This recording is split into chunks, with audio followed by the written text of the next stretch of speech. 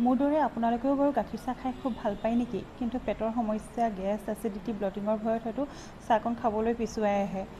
চিন্তা নকৰিব, আজি মই এনেকুৱা একাপ চাহ বনাই দেখুৱাম যিটো চাহ খালে আপোনালোকৰ কেতিয়াও পেটৰ সমস্যাই দেখা নিদিয়ে। নমস্কাৰ সকলোকে, মোৰ নাম চেহনাজ নেইনা আৰু মই মোৰ চেনেল ফুডি কাৰ্লি নেইনালৈ আপোনালোক সকলোকে ৱেলকাম জনাইছোঁ। বাৰু আহকচোন, আজি মই একাপ এনেকুৱা চাহ বনাওঁ যিটো চাহ খালে আমাৰ কেতিয়াও পেটৰ সমস্যাই আমাক দেখা নিদিয়ে। ভিডিঅ'টো শেষলৈ চাব আৰু চেনেলটো কিন্তু ছাবস্ক্ৰাইব কৰিব নাপাহৰিব।